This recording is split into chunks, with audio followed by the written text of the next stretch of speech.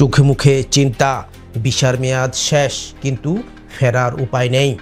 Saudi আরবে হাজার হাজার প্রবাসী পড়েছিলেন এই অনিশ্চয়তায়। তবে এবার সেই আধারে এলো আলো। একটি সুখবর দিয়েছে সৌদি সরকার, যা হাজারো পরিবারে ফিরিয়ে আনবে স্বস্তি। দর্শক, আজকের ভিডিওটা কেন দেখবেন চলুন জেনে নেই। 1. সৌদি সরকারের নতুন ঘোষণার বিস্তারিত। তারপর 2. কে কে এই সুবিধা পাবেন। এরপর 3. কিভাবে আবেদন করবেন এবং সময়সীমা ও জরিমানা সংক্রান্ত সতর্কতা। এবং 5. যাদের ভিসা শেষ তারা এখন কি করবেন। ভিডিওর একবারে শেষ থাকছে যারা নিজেরা আবেদন করতে পারবেন না তাদের জন্য কার্যকর সমাধান।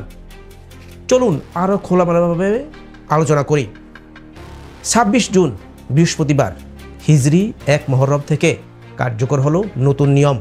সৌদি পাসপোর্ট অধিদপ্তর জাওয়াজাত ঘোষণা করেছে, যাদের ভিজিট ভিসা মেয়াদোত্তীর্ণ হয়েছে তারা এখন 30 দিনের মধ্যে জরিমানা দিয়ে আবেদন করলে বৈধভাবে দেশে ফিরতে পারবেন। সতর্কবার্তা, জাওয়াজাত জানিয়ে দিয়েছে 30 দিনের মধ্যে আবেদন না করলে হতে পারে আইনি ব্যবস্থা বা অতিরিক্ত জরিমানা। তাই যারা এই সুযোগ নিতে চান তারা যেন এক মুহূর্ত দেরি না করেন। দর্শক, কে এই সুবিধা পাবেন তাহলে? দেখুন, যাদের ভিজিট ভিসার মেয়াদ শেষ হয়ে গেছে। নাম্বার 1, যাদের ভিজিট ভিসার মেয়াদ শেষ হয়ে গেছে। 2, যারা সৌদি আরব ত্যাগ করে নিজ দেশে ফিরতে চান।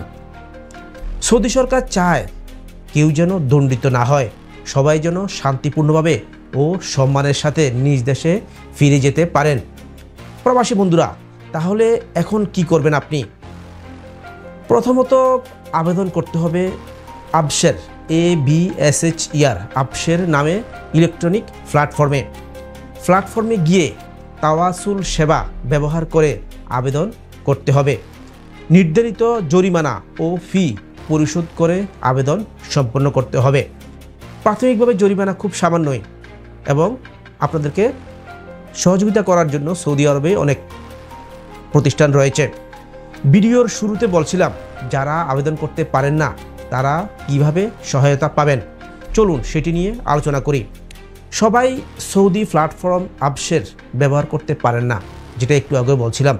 অনেকে প্রযুক্তিতে স্বাচ্ছন্দ্য বোধ করেন না। তাদের জন্য পরিচিত কেউ থাকলে তাকে দিয়ে আবশের প্ল্যাটফর্মে আবেদন করান, অথবা নিকটস্থ সৌদি অনুমোদিত সেবা কেন্দ্র বা ভিসা এজেন্সি অথবা কমিউনিটি সেন্টারে যান। প্রয়োজনে বাংলাদেশ দূতাবাস বা কনসুলেটের সহযোগিতা কেন্দ্র থেকেও সহায়তা নিতে পারেন। এমনকি স্থানীয় সাইবার ক্যাফে বা ভেরিফাইড সার্ভিস পয়েন্টেও এই আবেদন করানো যায়।